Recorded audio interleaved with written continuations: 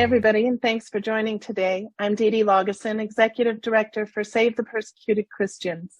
Today's webinar is part of our ongoing webinar series on the third Thursday of each month, focused on topics of concern regarding heavy discrimination, harassment, and violence experienced by a record 360 million followers of Christ worldwide. A video of this webinar will post to savethepersecutedchristians.org within a day or two of the conclusion of our program. Videos of our other webinars can be found there too. Please share these with your colleagues and other networks. Frank is the Executive Chairman for the Center for Security Policy, host of Securing America TV, Vice Chair for the Committee on the Present Danger China, and most especially President and CEO of Save the Persecuted Christians. And with that, Frank, let's get started.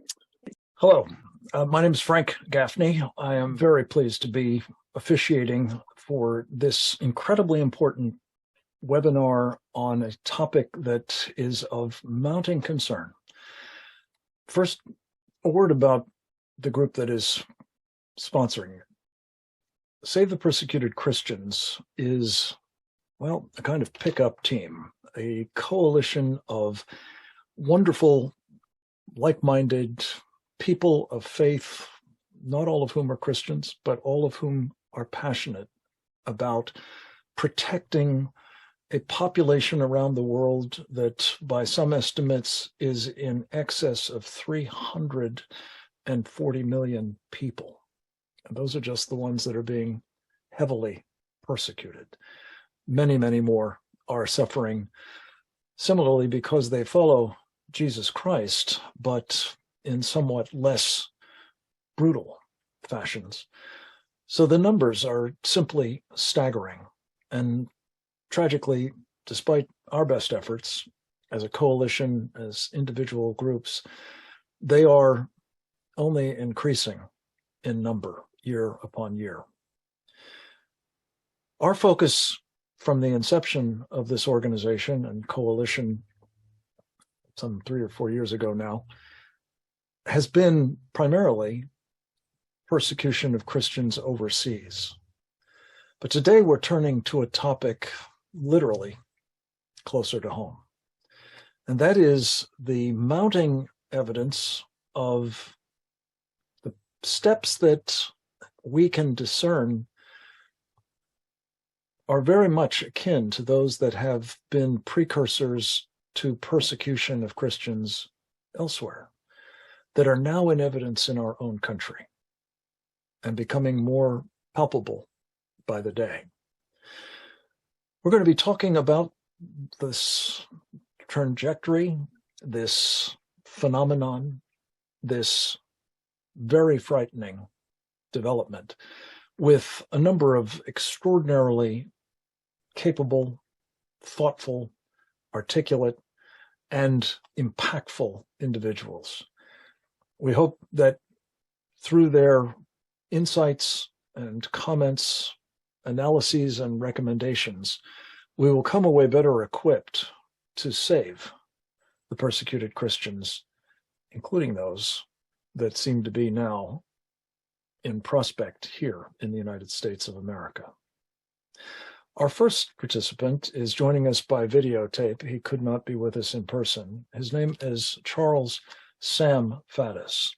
He is a man who has devoted most of his professional life to serving our country, much of it in very hazardous duties. He was an Army officer and then became an undercover operative in the clandestine service of the Central Intelligence Agency. He's gone on to serve in other ways. He's run for Congress. He is a very accomplished author and essayist, now with andmagazine.com, which you can find at Substack.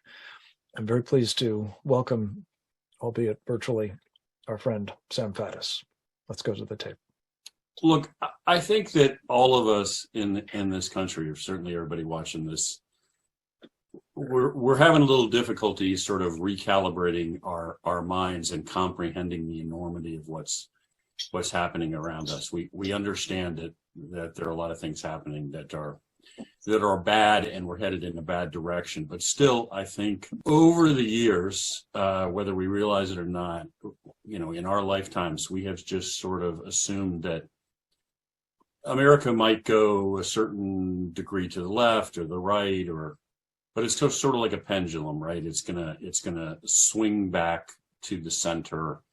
We're not really going to go totally off the rails in any direction, and that's not true anymore. I mean, that's not a hyperbole. That's just something that we need to kind of wrap our heads around. We need to understand that all of those assumptions are invalid now, and that the status quo is gone. And we're dealing with what is clearly the most radical administration in American history. That's not an exaggeration. And we're dealing with ideologues and really revolutionaries, and we're dealing with a lot of what is, quite frankly, Marxist ideology. We got folks that are in positions of power that really are enemies of the country. I mean, they don't regard the United States as something inherently good and beneficial, and they're not proud of the history, and they don't identify with its traditions. They regard it as something evil and inherently racist, etc., and that it's been that way since its inception. And they really want to destroy it and replace it with something radically different, something that, again, is really Marxist in nature. As crazy as that might have sounded to us not too many years ago, that's the reality of where we are. And because these folks are really revolutionaries, they have that kind of revolutionary worldview. And I say that from the standpoint of somebody who's spent a lot of his time in his life working against Marxists, which means spending a lot of time with Marxists and unfortunately being immersed in their ideology and their worldview. So these guys, they see themselves as on the right side of history, and the ends do justify the means. So anything is fair. In fact, there's no concept of fair. They will do essentially anything in furtherance of this objective. So when they're opposing their opponents in a political process, they will destroy in any manner that they have to. And they clearly have weaponized law enforcement and the intel agencies against their opponents. And that term weaponized maybe gets overused these days, but for good reason, because that's exactly what they've done. But in order to do that, right, you have to not just demonize your opponents in the sense of throwing mud at them or calling them names, but you actually have to categorize them as enemies of the state, is what it amounts to. You have to say they are the enemy, and therefore it is completely legitimate to arrest them, imprison them, confiscate their assets, do whatever to them. And you can see that they've been doing that for some time now. I mean, moms at school board meetings who dared to protest about critical race theory and pornography in libraries and so forth are domestic violent extremists. White supremacy is officially, according to the Department of Homeland Security, the #1 terrorist threat to the nation, which is devoid of any factual basis and absurd. We've gone down this list, but as we go through this process of attacking opponents and really attacking them using increasingly law enforcement mechanisms, official federal authority, the power of the state against them, increasingly what we hear is that the opponents of the regime are branded not just as white supremacists and whatever else, transphobes. They are branded with a particular tagline, which is Christian nationalists. Now, if you really translate that, I mean, what that means is these folks are Christians, which that's most of the people in the United States. And nationalist translates to, the horrible crime of thinking that the interests of the United States should come first. But so it hardly seems like the worst name to call anybody, but it is now officially labeled as a description of violent extremism, and therefore, if you are a Christian nationalist, they can come after you. You are an enemy of the state now if you are a Christian nationalist, and that's not an abstract. They fully intend that. Obviously, this is nothing new for Marxists, right? Because there can't ever be anything in Marxist ideology between the individual and the state. Every man and woman has to stand naked before the state. There can't be a family. There can't be a church. It can't be any intervening there can't be any other entities that stand between you and the state, and you certainly can't organize. You have to just be an individual who is subjected to that power. So destroying religion and destroying Christianity, which is the dominant religion in the United States, is obviously crucial to this whole thing. And this may sound very abstract, but it's not abstract. I mean, this is becoming more and more real by the day. And we've seen recently the FBI came out with this circular law enforcement bulletin or whatever it was, which is basically a series of pictures and a list of the indicators that you are a militia violent extremist. I didn't even know there were militia violent extremists in addition to domestic violent extremists until I read this, but apparently there are. And if you can be an MVE, which means you're a target, which means you're an enemy of the state. If you do such horrible things as display a picture of the Minuteman or the Betsy Ross flag with the 13 stars in a circle on the blue background, or the Gadsden flag with the rattlesnake and "Don't Tread on Me," any number of symbols that are just identified with American history and American traditions, and a belief in the Constitution, and probably an attachment to these original Judeo-Christian values of the state, now officially, according to the Federal Bureau of Investigation, identify you as being an enemy. You're a danger now. You are a threat to the Republic. And because we have decreed that and labeled you as such, now it is completely legitimate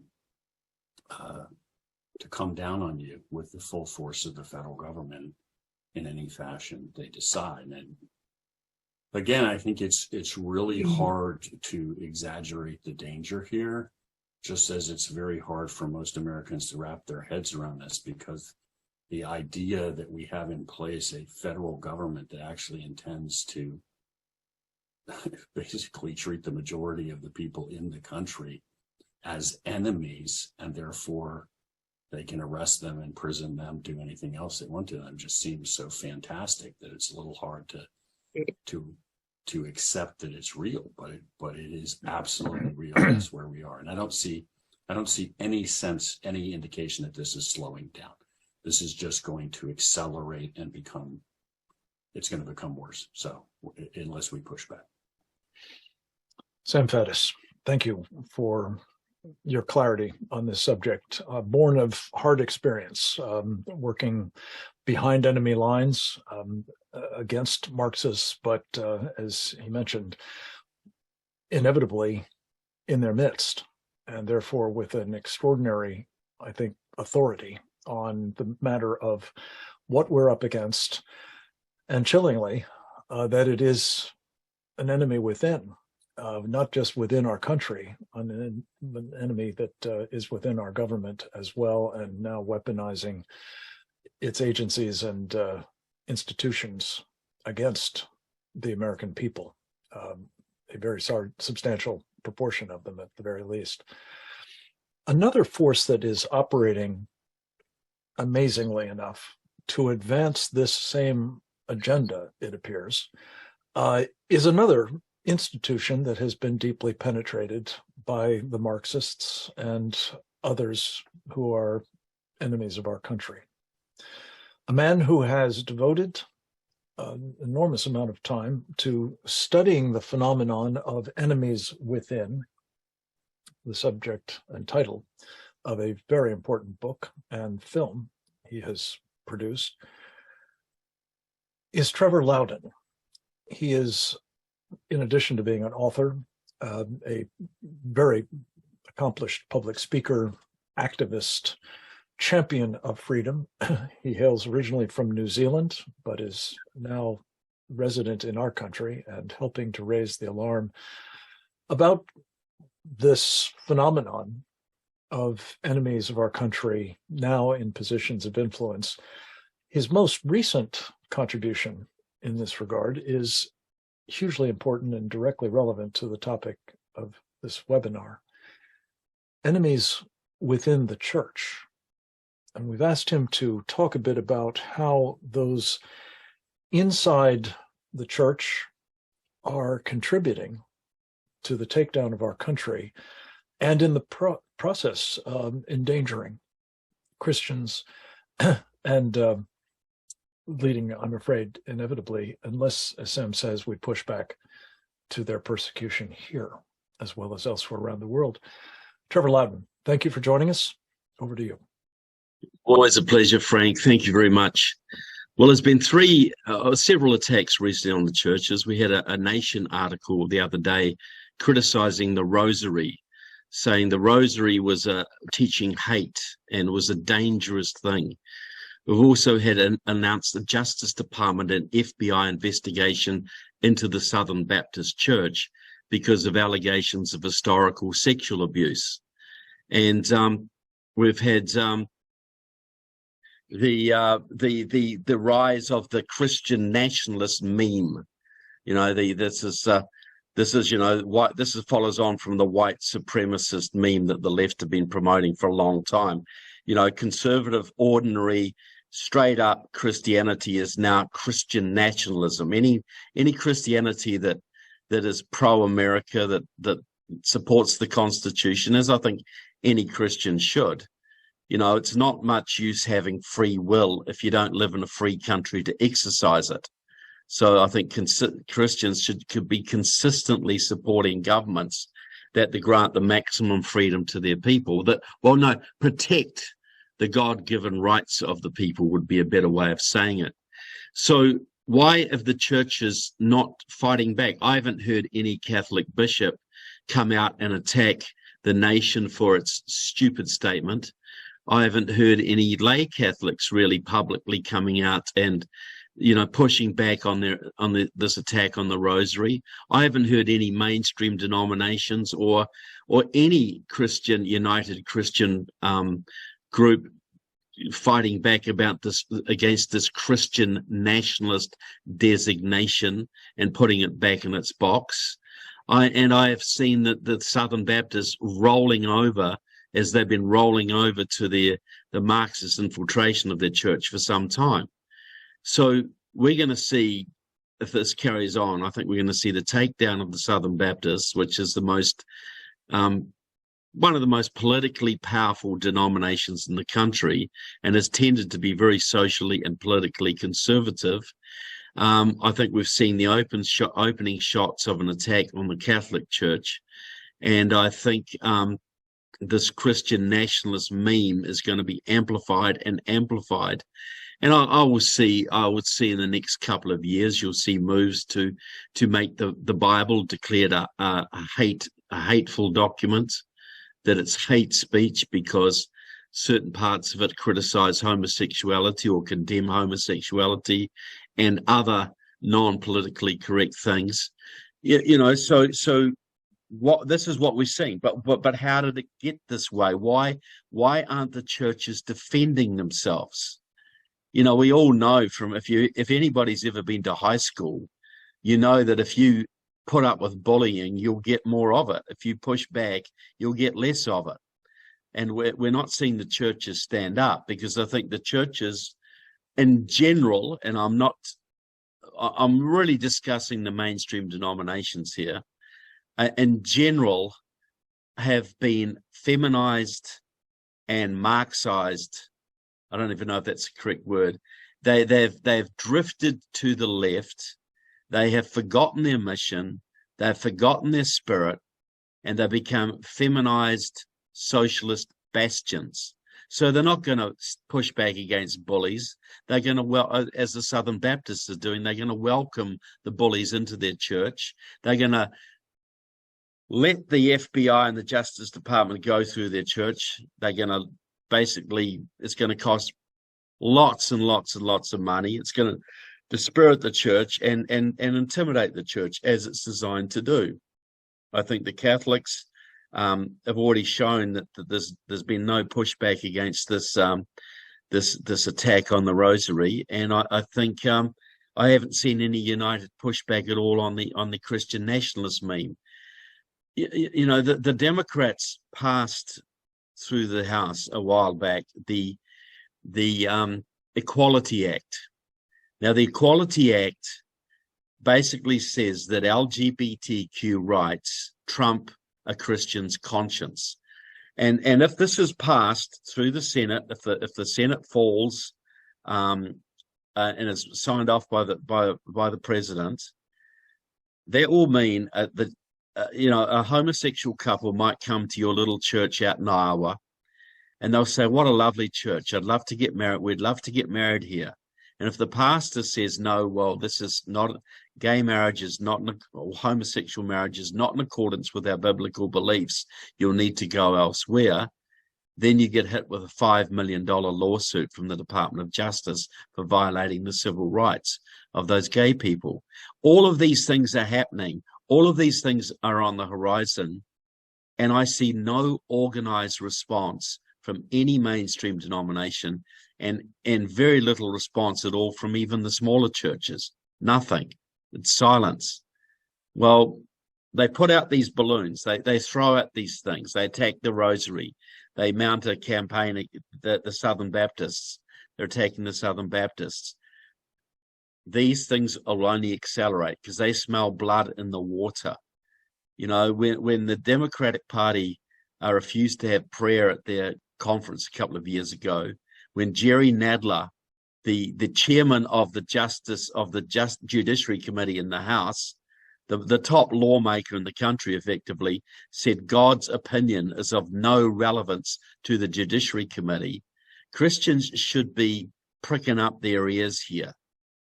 You know, Christianity is despised by the left in this country, and we are seeing legislation put in place.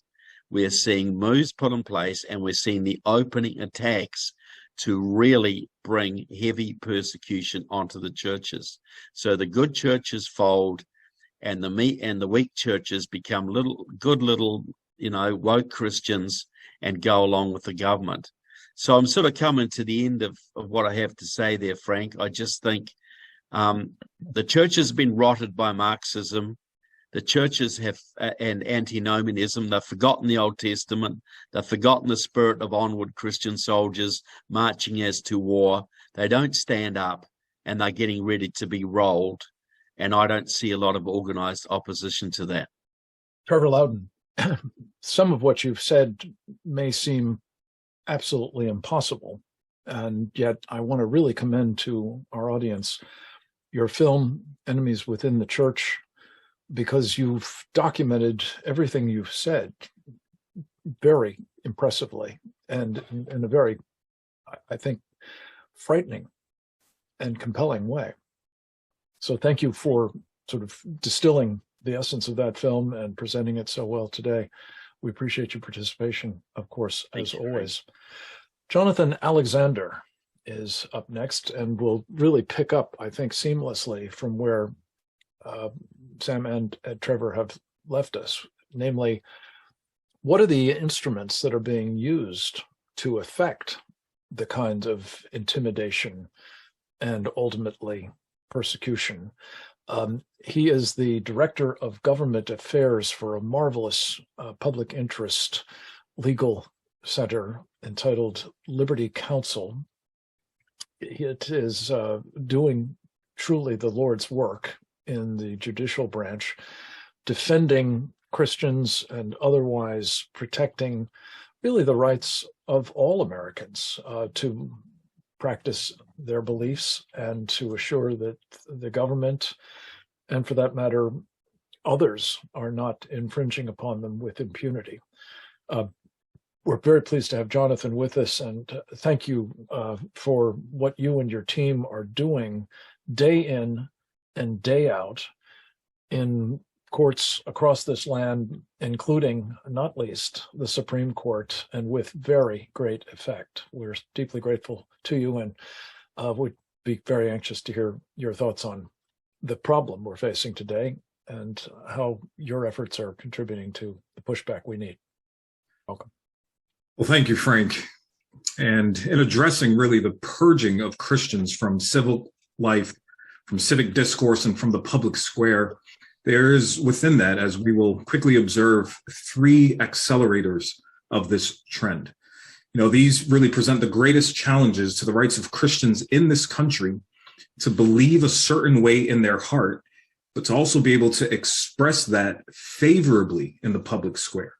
Those three threats are LGBT activism, second, religious animus, and third, this myth of the separation of church and state. So first, LGBT activism. There is, as was just mentioned, an increasing amount of examples of how the sexual orientation and gender identity movements have attempted to relegate or downgrade the public expression of Christians to the recesses of their home and relegate them out of the community. And the examples are many, and they have reached national profiles.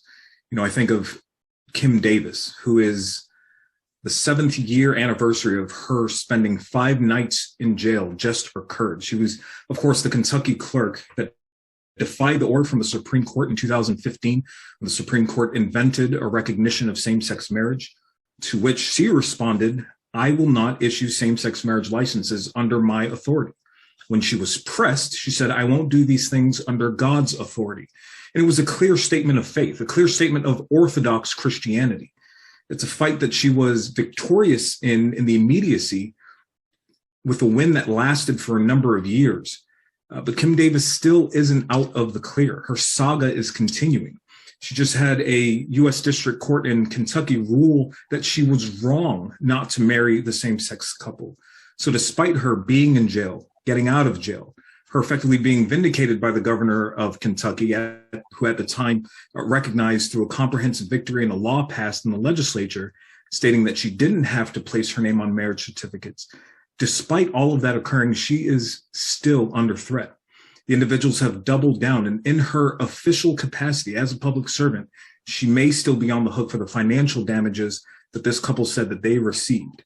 And there are multiple examples of individuals, whether it's Jack Phillips, or institutions, Christian schools and churches, who are forced to adopt the LGBT agenda to continue their operation, or has been recently battled just to maintain their food and nutrition program, have to adopt the LGBT agenda to continue in their work.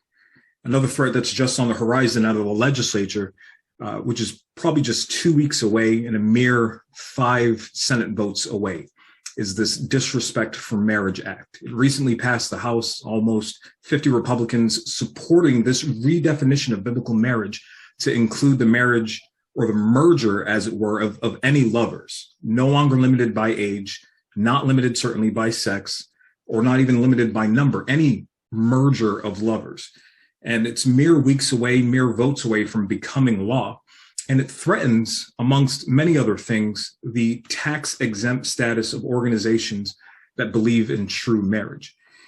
And it's important that we are talking about that threat within the context of public discourse and public engagement, what the tax-exempt status actually means. Effectively, if you're opposed to this agenda, at its heart, it's saying, Christians, you can't participate in polite society. This threat from the IRS, it's not about the money for these organizations. It's not about the money for these churches.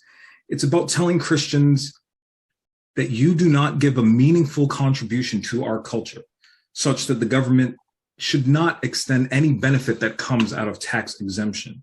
And with that being said, it's effectively saying, Christian, you offer no value to our culture in a way that government itself cannot dictate or do themselves better. Your speech itself is akin to obscenity. It's harmful. Therefore, you're not welcome. Your worldview is not welcome in polite society. And that's the fundamental undercurrent feeding this trend.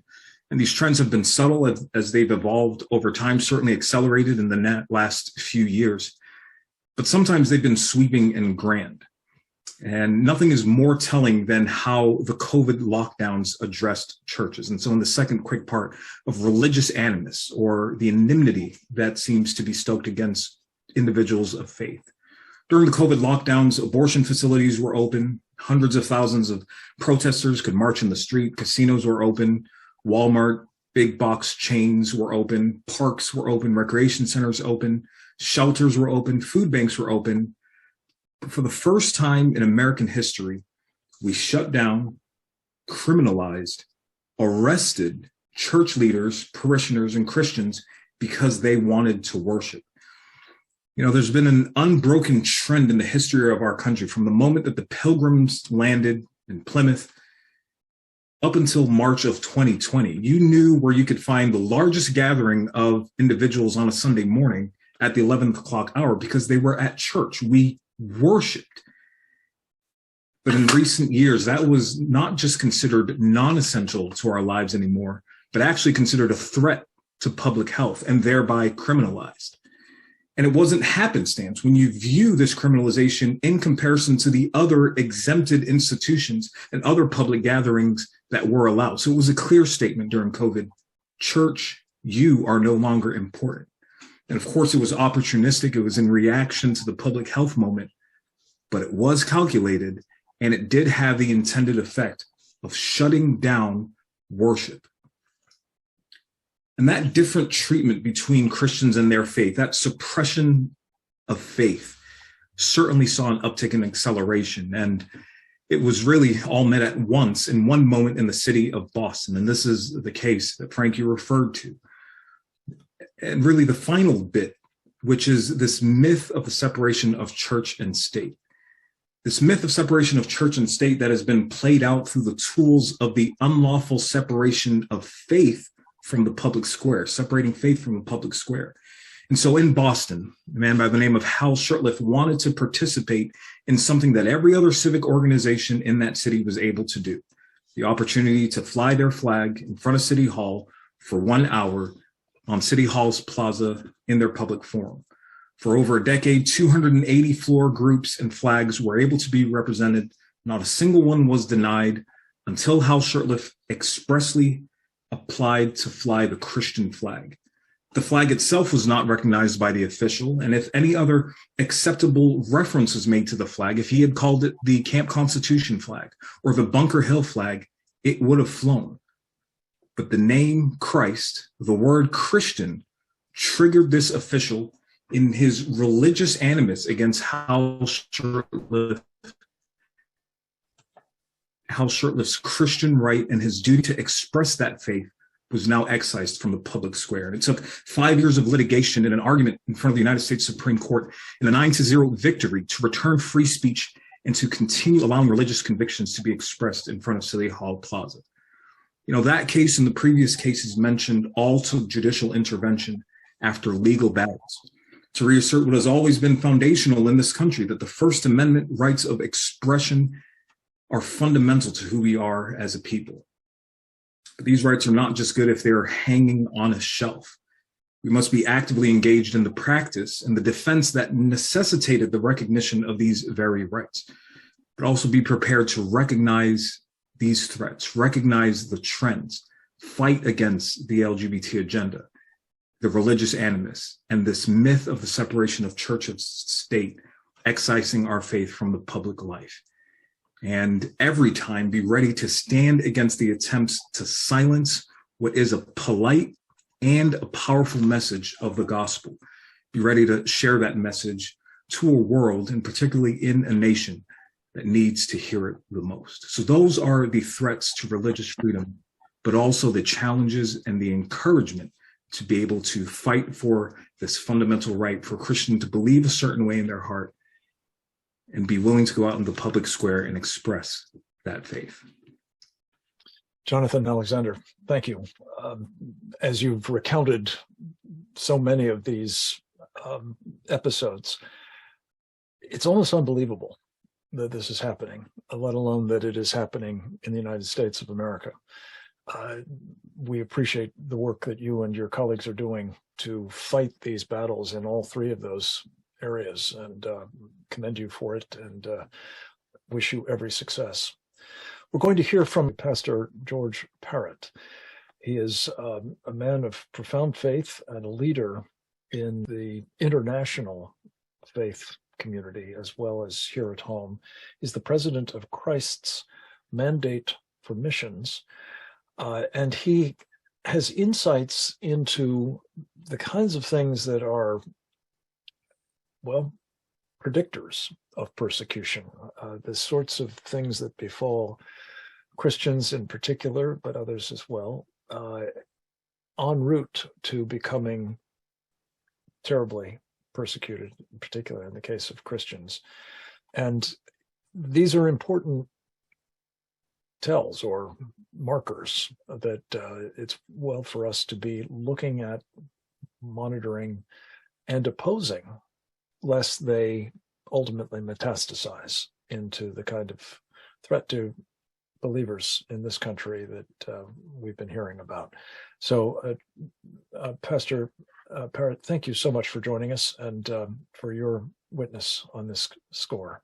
Please, the floor is yours. Thank you, Frank. It's great to be here to share this important topic of these important times. You know, Charles Dickens said that it is the best of times, the worst of times, and that's very true today. And we're often reminded as this remnant of God's people are left standing, as many fall away, as the others have shared, that this is certainly a time for us to arise and shine, for the light of God's glory to shine brighter upon us.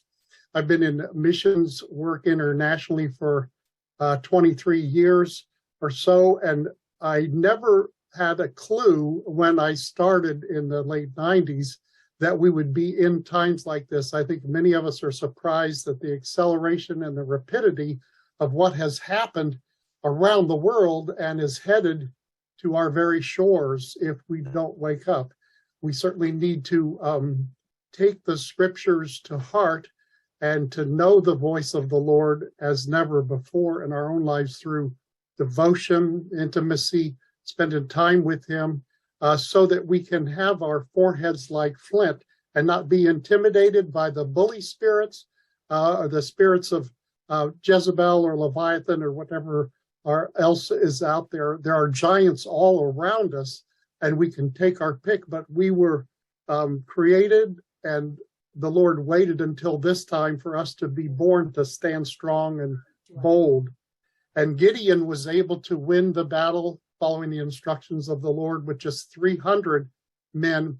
And this remnant is passionate and committed, as all the members of the Save the Persecuted Christians are. And I applaud these groups for what they're doing in their own ways with commitment and passion and great faith and fervor. We certainly have been in, for some years, the age of surveillance capitalism, but now we're also in the age of surveillance Marxism. It is all around us, where our behavior is marketed and used or stolen to be used for others' purposes, and individuals are at risk for losing the sovereignty, not just of our nation, but as individuals with individual personal freedoms and rights. We see persecution has been spreading rapidly the last few years, even increasing exponentially during the time of the pandemic. And these are, whether they're man-made or natural, it doesn't matter. The enemy is out to steal, kill, and destroy, but Jesus came that we might have life and have it more abundantly. I'm in touch with thousands of pastors and missionaries that are part of the CMM network around the world, and we see these ebbs and flows of the tides and the increasing, expanding areas of persecution, even coming to the North American continent. Many of our pastors in Asia and even in Africa have faced death threats. We've seen murders in India of people that we've known, people that were killed in their homes. One of our dear friends, Sohail, was raised in Pakistan, became a devout believer, an evangelist, and his family was having death threats, and they evacuated to Thailand for a little over a year. And he called me one day and said, I have to go back to Pakistan, even if it's to win one more soul. And he snuck back in, and he was living covertly, moving around. And after a couple of years, he was arrested. He was killed while he was in jail. And we've been in touch with his daughter and continue to support them with prayer and in other ways. One of our friends was martyred in Yemen years ago, shot 20 times in the head by an Al-Qaeda terrorist, and he died in the arms of another friend of ours from Germany. And these things are tragic, but we know the blood of the martyrs is the seed of the church. But we also need to receive the divine blueprints from the Lord of how he gives us creative, overt ways. Many of us need to use our voice in writing articles, attending meetings, getting involved on the local, state, and national level to exercise our voice and to not be intimidated by the bully spirit or those that would intimidate us and cause us to fear. And we have another friend in Nigeria. We have many friends in persecuted nations. But about 3 weeks ago, we were contacted to move a young mother and her 2 young children to safety. And the father, the husband, was shot 48 times and then beheaded. And this is barbarism. This is evil. And we need to raise up and communicate with government leaders, as many in the Save the Persecuted Coalition are actively working in doing, in raising awareness of basic human rights. You know, several have talked, and the current meme, the trendy catchphrase is Christian nationalist. Well, that's a lot more trendy and catchy than plain old normal people. Many, the so-called Christian nationalists are just normal, hardworking, family-loving people that believe in the sanctity of marriage, the sanctity of human life, and what is wrong with the 10 Commandments, and how did we recoup the battleground that has been lost since we allowed prayer to be taken out of school. And it's increasing even more during COVID season, and we can expect further fake pandemics and monkeypox or whatever it might be. In the last 12 years, we've helped rescue many pastors who'd been in prison or put in jail from inside Iran, in India, in Pakistan. And what oftentimes goes unreported is that while they're in jail, the children are separated from the families, from the moms and the dads, and the wives. We've heard too many reports of the tragic disaster of what's happening, where the wives are being raped by the Muslim guards, often repeatedly. And we have seen so many separations, murders, churches bulldozed, burned, threatened, jobs denied, businesses closed down because they were run by Christians. And so our team of intercessors around the world, we pray daily for divine strategies of how we can hear the Lord, to go overt when we need to be out there in the open, and how to go covert when needed, even giving us creative strategies, business ideas to work in business, finance, or even government, to go in as undercover Christians. We should not allow that bully spirit to force us underground in this country before it's too late. CMM, Christ's Mandate for Missions, has rescued over 300 slaves in the last 12 years, mostly women from sex trafficking, as well as families in slavery and brick kilns in Pakistan. And we ask for prayers to shelter them, give them comfort and hope, and heal the trauma, and give them job skills for a future. Just last fall, one of our friends told us that a 4-year-old girl was playing in a brick kiln yard, and she fell into a brick kiln and had burns over 60% of her body. The Muslim slave owner, company owner, would not even allow the family to take her to the doctor or the hospital. And so we urgently raised funds, about $2,800, to buy the whole family out of slavery so that they could go to the doctor. The girl is recovering and doing better after she had urgent care, but it's shameful that there was such a delay that kept her from getting basic health care to her needs. We know of genocide is going on in Nigeria, and we're working there with our friends both in the church and business to influence the government. And we do humanitarian aid and distribution and disaster relief in many places, and we see the hindrance of the persecutors of those against the Christian workers giving aid oftentimes are stopped when nobody else is there to give aid. And we see this in the US. One of our friends in Maine posted a harmless post on Facebook. 2 FBI agents showed up at his house and questioned him, kept the investigation open. He drove them down the road to the sheriff's house so the sheriff could vouch for him, and they both noticed that their inspection sticker was expired on their FBI car.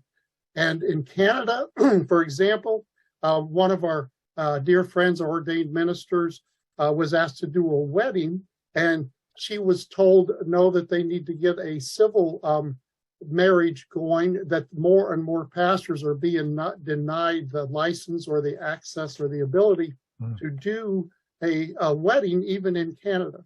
And I want to close with this, Frank, from Jeremiah 1:16. And I will utter my judgments against them for all the wickedness of those who have forsaken me, burned incense to other gods, worship the works of their own hands or idols. But you, Jeremiah, gird up your loins, arise and tell them all that I command you. Do not be dismayed and break down at the sight of their faces, lest I confound you before them and permit you to be overcome. I will repeat that, lest the Lord permits them to be overcome if they are afraid of seeing the enemy's face. So we need a real bold, faith-filled Christians to be obedient to the Lord, to not back down or be bullied or intimidated by these evil spirits and the Marxist, socialist, Islamic threat, and the CCP threats also, that we have to take reins and go forward on the offensive in these days ahead. Thank you, Frank. Pastor George, thank you very much. And this message of both hope and empowerment is vitally needed. And we'll come back to that more, I'm sure, in the conversation to come. We're going to hear from another distinguished attorney, a woman who has served in a variety of capacities, most of them having to do with protecting human rights. She is a very vigorous contributor to the public policy debate these days, but she has served in capacities in the past in the state of Illinois, her native state, where she's been directly involved in protecting children, and how appropriate that these days she is now president of what she calls Your Children, YORE. That happens to be her last name. Elizabeth Yore is one of the leading lights, I think, in the human rights community. She has been active internationally as well as here at home. She is a profoundly convicted Roman Catholic, and we've asked her to talk a bit about what the Catholic Church is now experiencing. Trevor mentioned that it now seems to be increasingly being targeted, but how and to what end is a subject that Liz Yore is deeply knowledgeable about, and we're delighted to have her with us to read us in on what Catholics in America are now facing. Thank you for joining us, Liz. I'm here today with my AR-15, folks, the latest symbol of the Christian nationalists. I think it's another example, and Trevor, I agree with much of what you said. It's another example of the Marxist overreach. I just got off the plane from a major conference at LifeSite News full of lots of traditional Catholics who are the bane of Francis of Rome's existence. And, this article in the Atlantic was, really striking to me. It is, I think, signaled that now the first approved bigotry is Catholicism. They would never dare do this about Islam. They would never do this about Judaism. But Catholicism, it's game on. Christianity, it's game on. And, in some respects, the left understands what our weapons are better than even the traditional Catholics. They understand the power of the rosary. Now, what happened online was fascinating. Everybody changed their profile picture. Everybody was posting pictures of their rosaries. There were memes flying all over the internet. They were posting pictures of nuns as open carry, Christian nationalists with their rosaries by their side. So I think it was a great warning and a wake-up call that it's game on. And, 2 weeks ago, Pope Francis went to Canada. He trashed traditional Catholics, as he's wont to do, calling them backwards, calling them living, in the dark ages, said not one word about the 60 Christian Catholic churches in Canada that have been burned down. But we know that the left, the Marxists, have installed one of their own in the chair of Peter. And his job is to collapse, intimidate, demean traditional Catholics, because like the evangelical Christians, or the traditional Catholics believe very firmly in the tenets of the faith, unlike Jorge Bergoglio. So they're coming for us. They're signaling it. I think it's an overreach because they really woke up a sleeping giant. And at the conference at LifeSite News, what was extremely interesting to me, and this is to Trevor's point, is that the Catholic laity finally recognized, after me screaming in the last 9 years, is that their leaders, the hierarchy, are not going to be leading them in this fight, and that the fight is going to be in the hands and responsibility of the laity.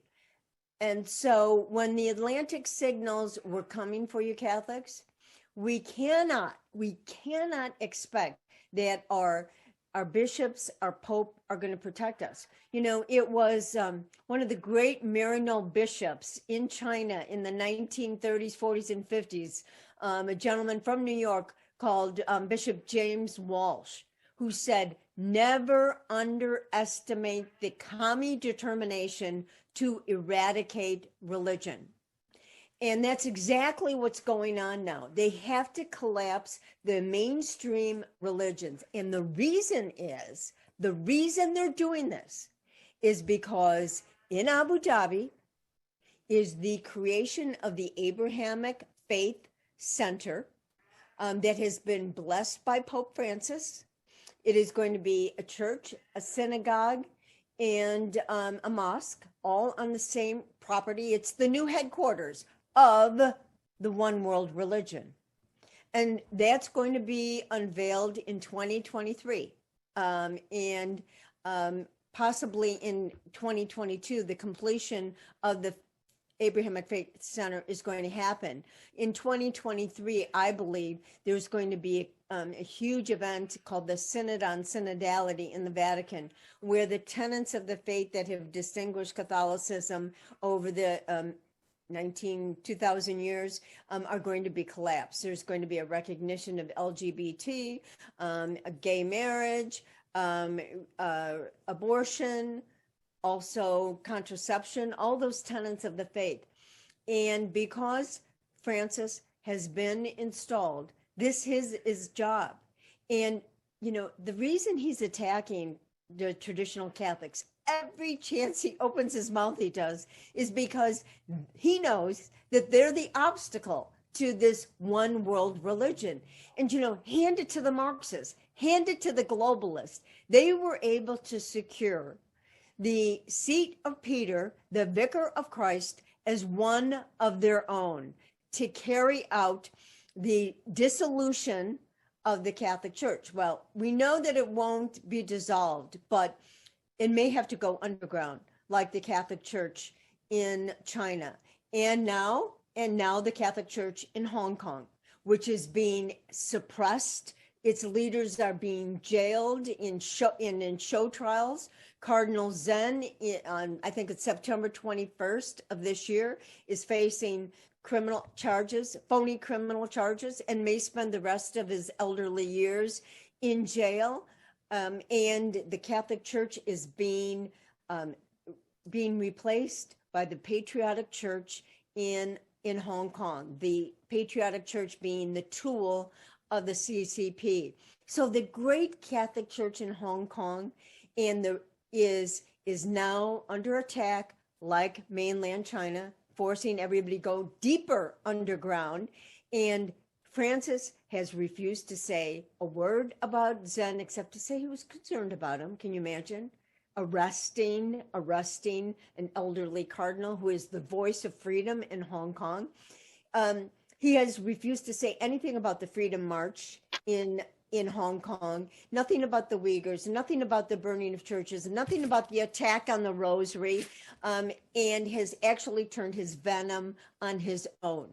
So it's game on. It's going to be the lay Christians, I believe, who are going to have to take this fight.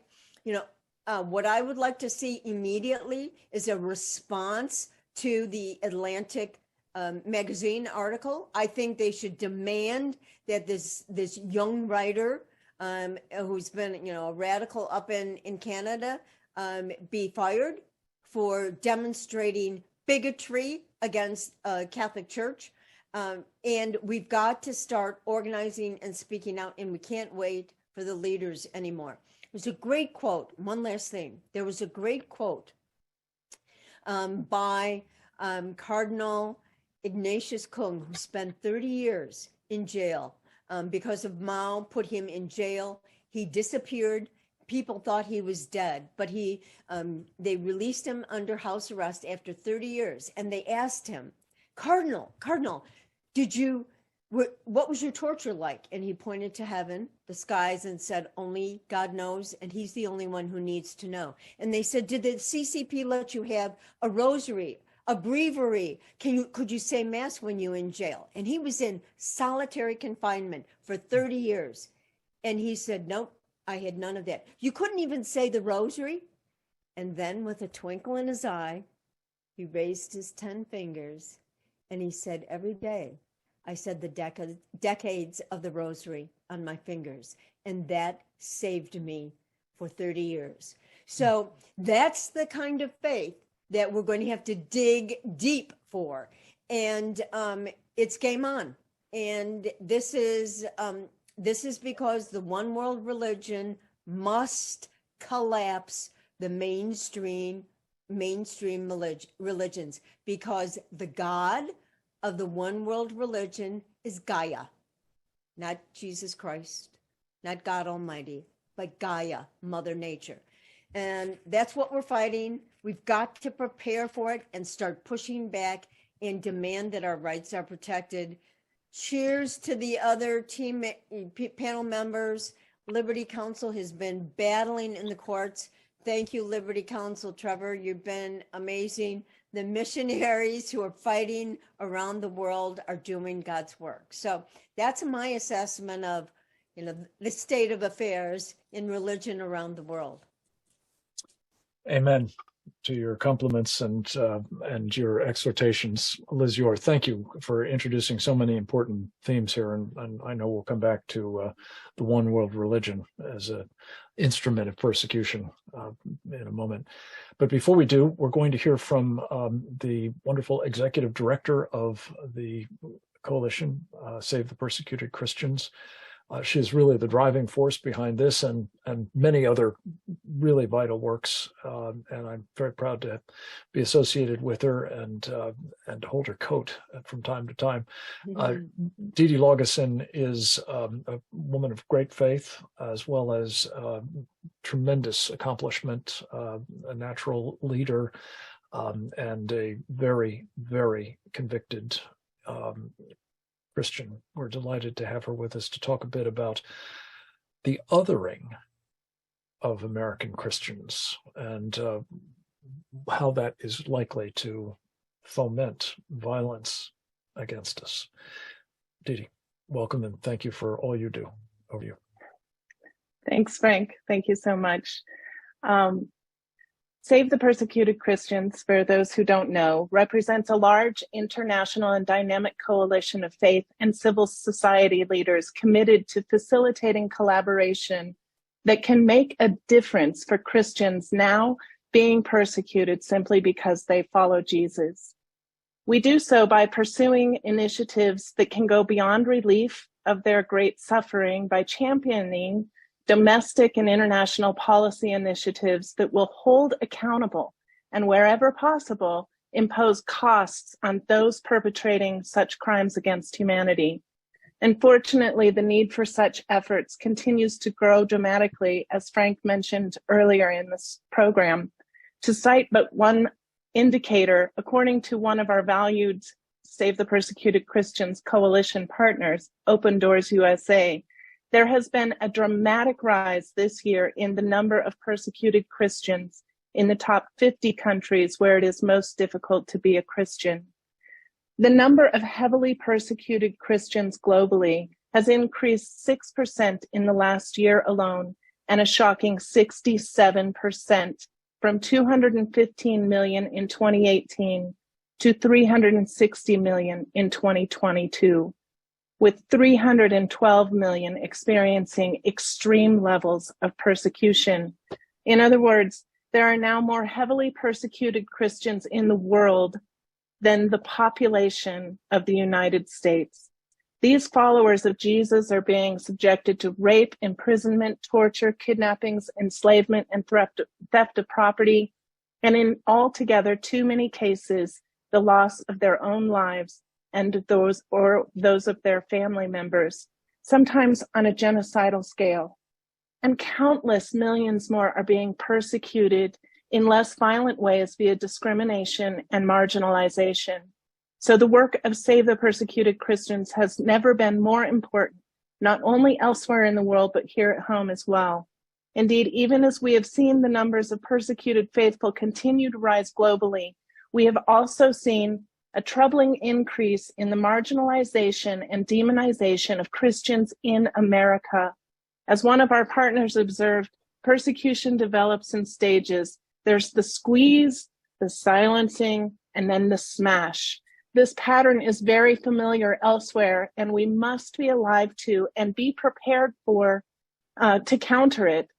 Its manifestations are here.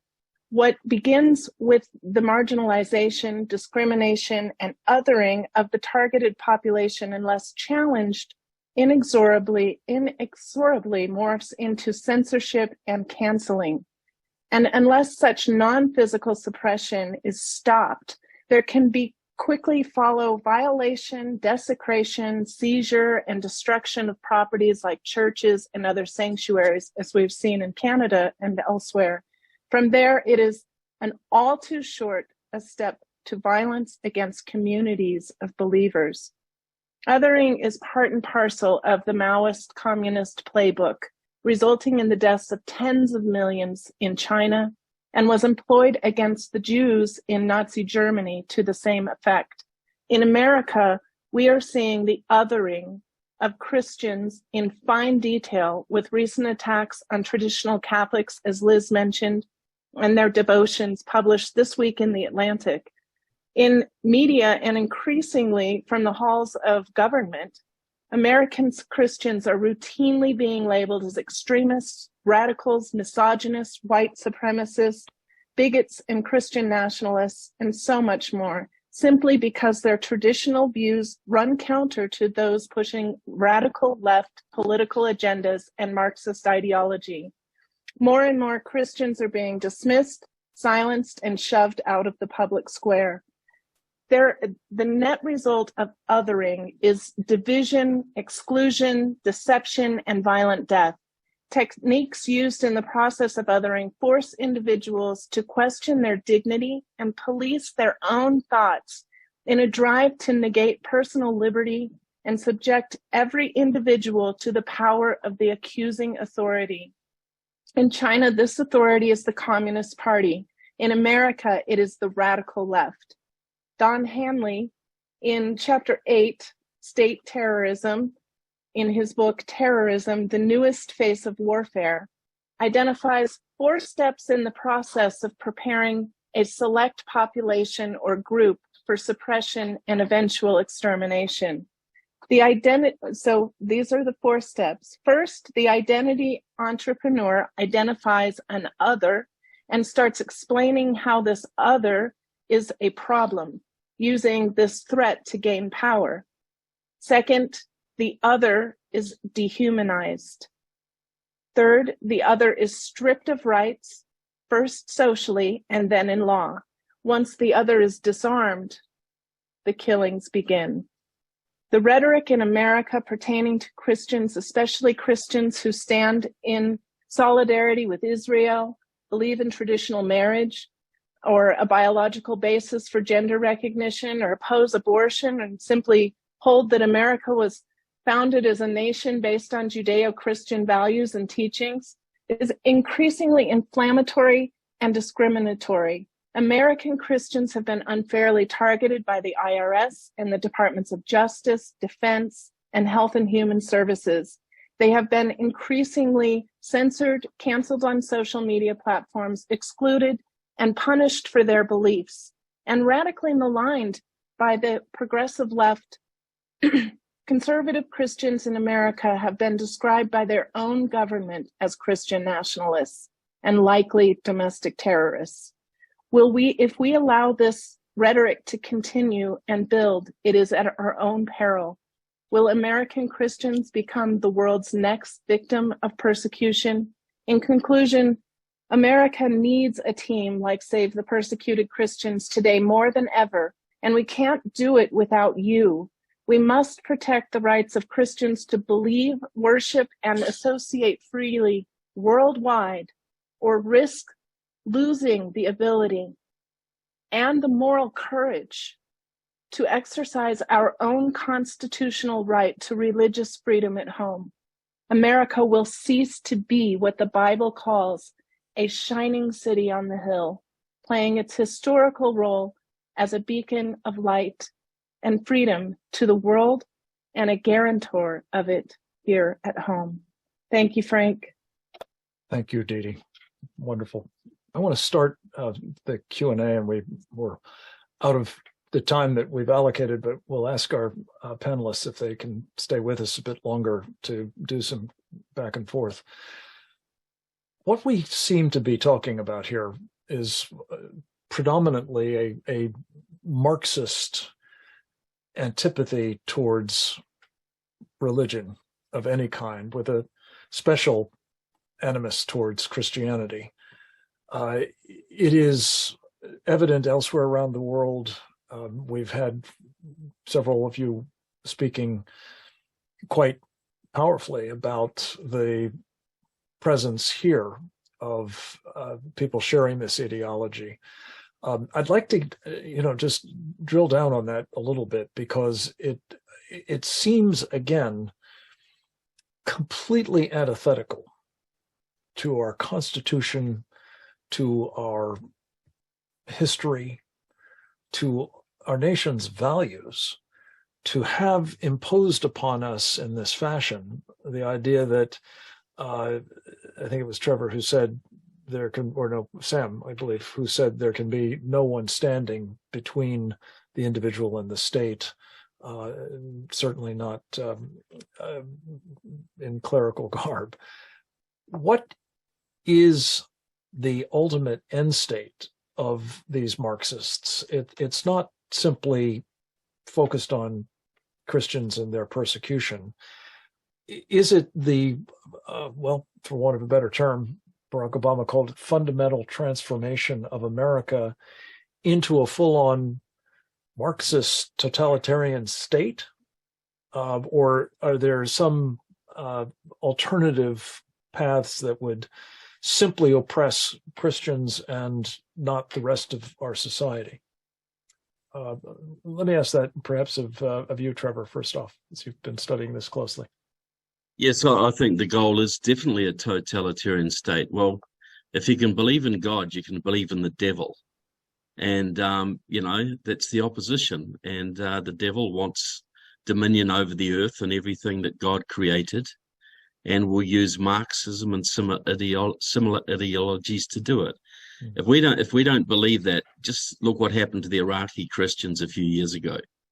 Just wiped the country was wiped clean of Christians, and that is the ultimate goal. You've got to, the transition stage is to become an atheist or a Gaia worshipper, but the real end goal is to worship the Dark Lord. And so we've got to see things in those terms. We see things. This isn't just a political battle or a legal battle. Ultimately, it's a deep spiritual battle between good and evil. And so, if you believe in good, you should be able to believe in evil as well, and you should be able to recognize it and know that it's your duty to stand against it. Amen. This term Christian nationalists is a new one, at least to me. It seems as though it has been adopted by our government, among others in the sort of chattering classes. Jonathan Alexander, have we started seeing any challenge to this use of a term that's clearly meant to intimidate and I think ultimately suppress Christians on the grounds that they are not only nationalists but prospective terrorists? Is this now in some stage of being challenged in the courts, or is it not yet risen to that level, and shouldn't it right quick? We'll say a very effective cultural challenge that I've heard is that, no, we're not Christian nationalists, but Christian internationalists. I'm sort of joking there, but really it is the understanding that Christ ought to have informative dominion over what an individual does, but also implications for nations, and not just the United States, but across the entirety of the globe. And so a good retort that I have heard from clients is that, no, I'm not just a Christian nationalist, I'm a Christian internationalist.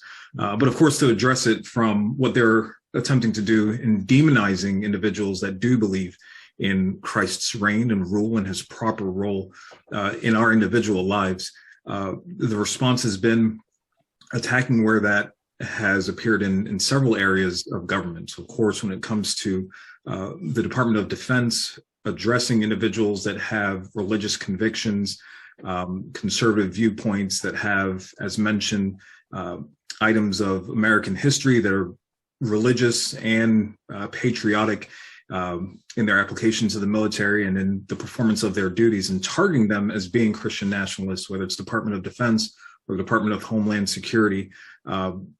It's been more of a political exposition that this is actually going on with the threat of the lawsuit.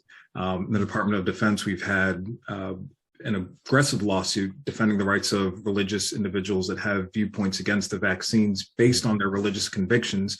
And so that necessarily is addressing what is the undercurrent, the purge of Christians and individuals with conservative convictions from being able to express that faith. The Department of Defense has lumped all of them into the same category as Christian nationalism.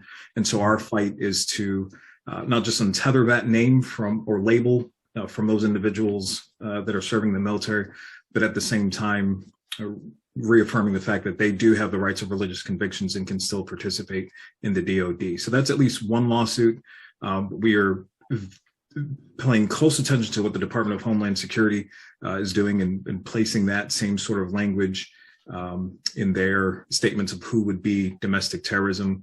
Anytime the FBI wants to make that actionable, anytime the Department of Justice absconds from its other duties to focus on this, is right in that very area where we've already been politically active, and certainly considering our options when it comes to legal advocacy. Well, praise God. Thank you for that. Liz, you introduced this topic of the one world religion that is now gestating in the form of this headquarters for the center in Abu Dhabi. And I wanted to just put the question to you. You have been a very formidable opponent of what I think is best described as Sharia supremacism, particularly such horrific practices as are engaged in its name, as the genital mutilation of women and girls. I think by far, if you look at the global persecution of Christians, it's being done by Muslims, many of them in the Middle East, not exclusively. How is this supposed to work as you see it? Is this one world religion actually going to take out Islam, which would seem to me to be a formula for a quick end to the whole experiment? Or is it simply a new guise for bringing Christians and Jews into conformity with Islam and submitting to it, which is what Sharia demands, and therefore a further pretext for intensified persecution of Christians in the region and beyond? What's happening now? The left is using Islam and the extremists to burn churches down throughout Europe, to intimidate Christians. It's Islam, the Islamists are, in my opinion, the military arm of the radical left. They can keep their hands clean, They don't want to they can form the names, right? Remember what happened at domestic terrorists? The soccer moms had a meltdown and they backed off. They again overreached. Now they have, probably focus grouped Christian nationalists, and so they're using Christian nationalists. But I believe, and I think, and you see this with the complicity of the media. They're not, people are being beheaded. The rapes that are going on in England by the Islamic grooming gangs, they will not identify who the perpetrators are. And that is intentional, it's strategic, and I believe, in looking kind of at the landscape as we have, Frank, is that they're using, the collapse of the cultural Christian society, using Islam to effect that. And then the next step will be for the one world order to just handle Islam and move on to Gaiaism. But if people read Prairie Fire, the Weather Underground Manifesto, it talks about all the, creating the new ideology of feminism. It talks about collapsing the family. It talks about George Soros wanting to see the destruction of the United States. So you read the tenets of Marxism and Khrushchev. This is all the playbook. We just haven't been educating ourselves or paying attention. So, my feeling is that worldwide, Islam is the military arm of the Marxist left to do the dirty work, to destroy Christianity.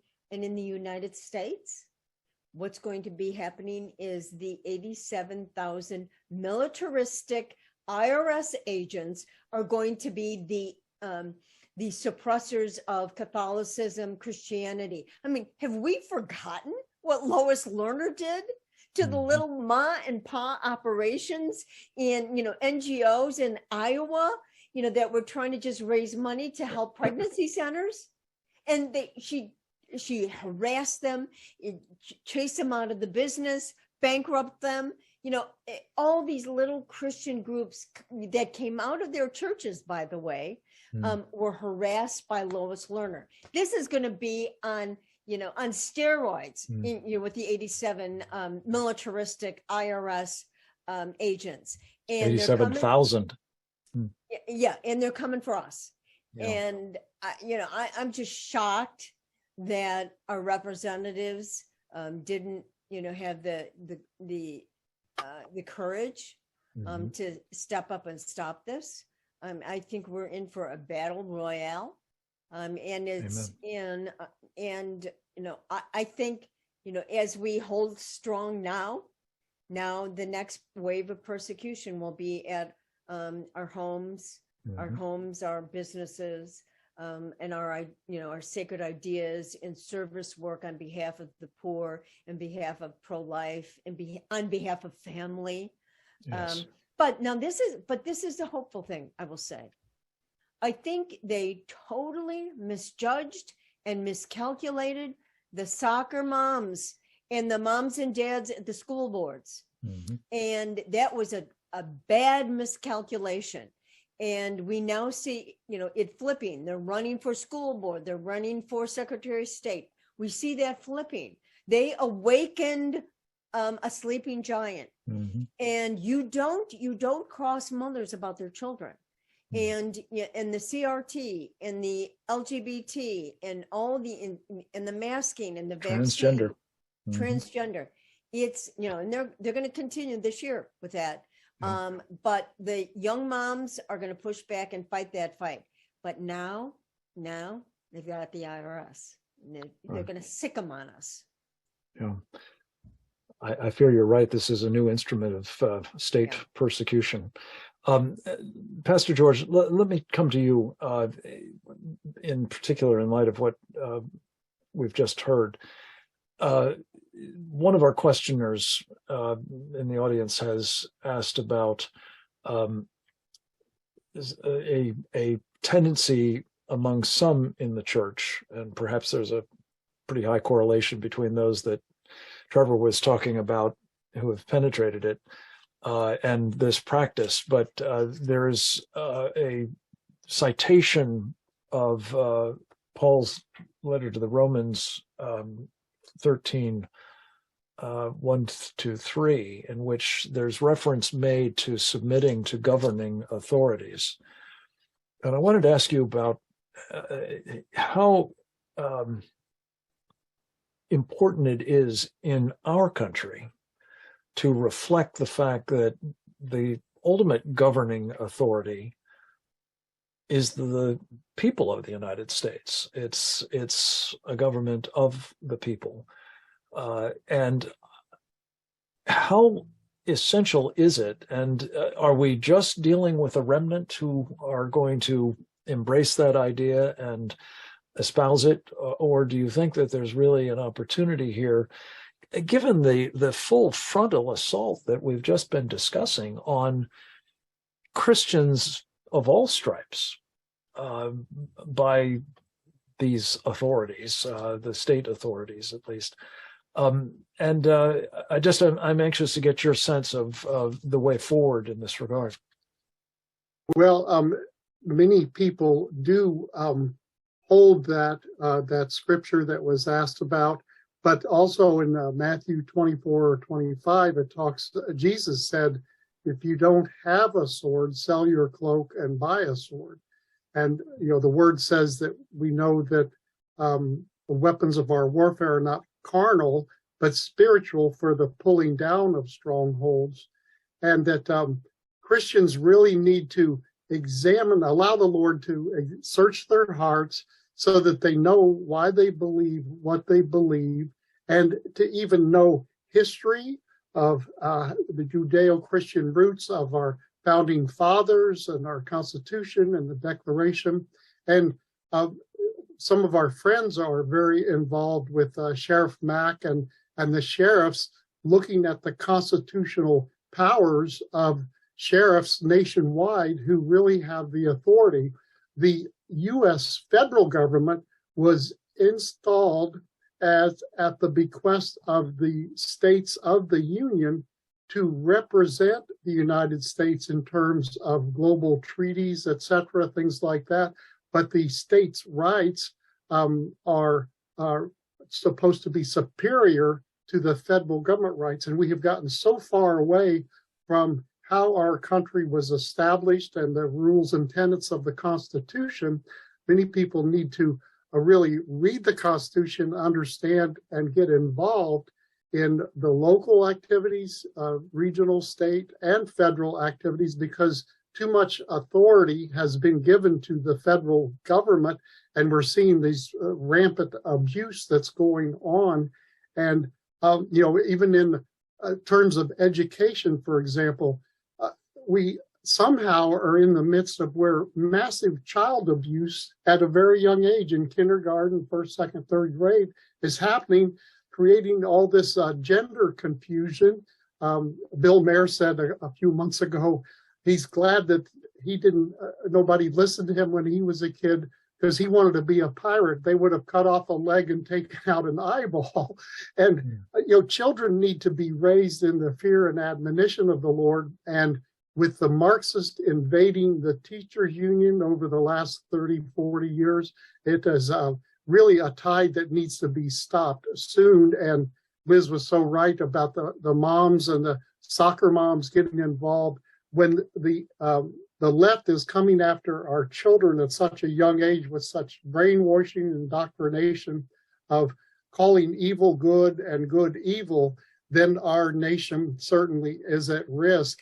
And people need to really study the Word of God and know what the Lord speaks about in terms of freedom, respect, and not just submitting to ungodly authority, but to submitting to godly authority of those who have earned our respect and demonstrate the ability to rule in a just and a righteous way. And it's almost like if you created a checklist of godliness and holiness, the leftists are doing the exact opposite, straight down the line on a multitude of topics and principles that our nation was founded on. And so we're at great risk if we don't get back to some type of righteous standard that made our country what it is before the last few years. Yes. Thank you. Dee, let me close with you. You very helpfully have introduced this concept of the other, and the othering, I guess is the verb for it, of individuals who are deemed to be deviating from whatever the party line might be. I don't know that this has ever been applied before in history to the majority, though maybe that's what the Chinese Communist Party did early on. But give us a sense, if you can, of where you think we are now in the 4 stages of othering that you described, and any quick thoughts on what you consider to be the most urgent steps to remediate that situation? I think that we're in that stage of dehumanizing, delegitimating Christians in America, undermining our beliefs, and especially arousing suspicion and doubt with our young children. I was on a call earlier with Trevor Loudon, and he mentioned this event where this Baptist pastor, Black Baptist pastor, came in and just harangued all of the youth who had gathered there, and it was a mostly white audience of young Christians, and she was haranguing them about being white supremacists and that they needed to eradicate white privilege from the world, and that they were responsible for doing that. And so you have many of these young Christians hearing these messages and going out and joining the armies of the Maoists who are pushing the destruction of their faith. Honestly, we've seen this in majority countries before. We see in Nigeria, where it's a 50-50 split between Muslims and Christians, that Muslim factions there, the Fulani, have taken over control of the politics in Nigeria from the top of the government all the way down through. Christians are not being appointed to offices, and the policies that are driving the protection of the people are failing Christians in a big way. More than 50 people were killed on Pentecost Sunday in a Catholic church in Ondo, Nigeria. And a young girl going to school there was mobbed, stoned, beaten to death, and then burned because she simply thanked Jesus for helping her pass her exams. So these things, as this anger rises, as the suspicion of Christians comes to the forefront, we really do have the environment prepared right now to move to violence against Christians. And you're seeing it now with Jane's revenge after the Roe v. Wade decision in June, where they are attacking churches. And they're not being prosecuted for it. My own Catholic church in Boulder, Colorado, attacked twice in the last year. So we're seeing it. We're already seeing the violence tick up, and it's coming. The persecution is coming, and we need to counter it in every way we can. Hopefully, Save the Persecuted Christians can do that as we work together as a team. And we'd love to have your support for the work that we are about. Thanks, Frank. Thank you, Didi. Well, let me just conclude with a couple of observations. One, this is a very dark story. Unfortunately, it's really a microcosm of other problems far larger than just the fate of Christianity in America, though I think the two are inextricably interlinked. It's unquestionably the case that the assault on our country has bigger repercussions and changes in mind than just persecuting Christians. It would be bad enough if that were all that it is, but unfortunately, I think we all have a stake in what's happening now, whether you're Christians or not, whether you care about persecution of Christians or not. This is a moment when, as I think Liz yours said, we must push back because they are coming indeed for all of us. And who's doing the coming? I think it is an unholy alliance. We've called it the red-green axis, the hard left, the red, the Islamists, the green. Whether they are, in fact, now to the point where the Islamists are being used as sort of the military vanguard of the left, perhaps not yet in this country as much as elsewhere, but I think that's a distinct possibility. Indeed, I just would digress for just a second to explain how we got to this point where we're talking about violent extremists and domestic terrorists, of a Christian nationalist character. It started in the Obama administration when the use of the term terrorism was essentially struck from the lexicon, certainly Islamic terrorism, in favor of this euphemism, violent extremism.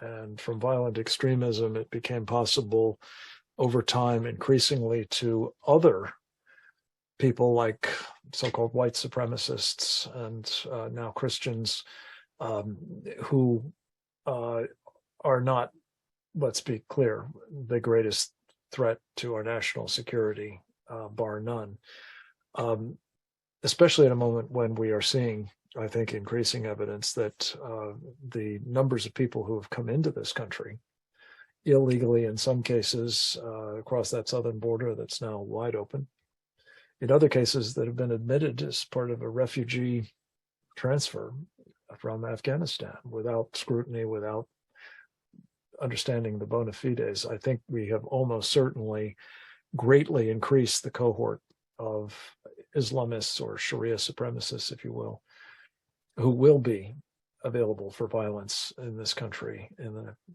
foreseeable future. But the point is that we must be clear-eyed about the sorts of changes that the Marxists and their friends have in mind for us.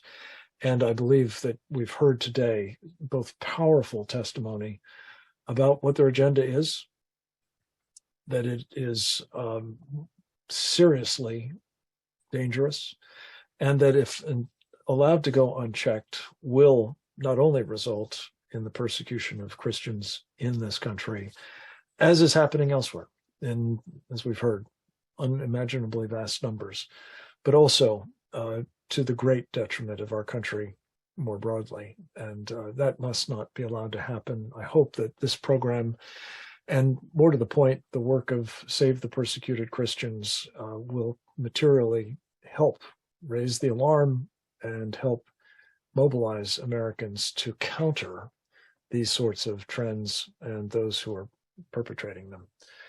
Let me just add to what Dee Dee said, my own word. If you found this program helpful, if you feel that it is valuable to see people working to save persecuted Christians, both in the traditional way of relieving their suffering and in the way that our coalition is specifically focused on, namely trying to, as Dee Dee said, hold accountable those engaged in this kind of malevolence, and to entail costs to them for what they're doing. There are no such costs by and large today.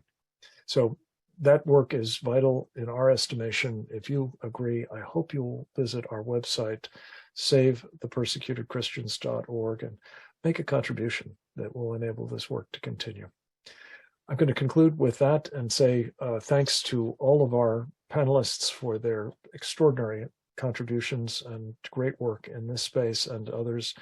And thanks to you, our audience, for joining us today. And I hope you will do so again in future third Thursdays when we hold these Save the Persecuted Christians webinars.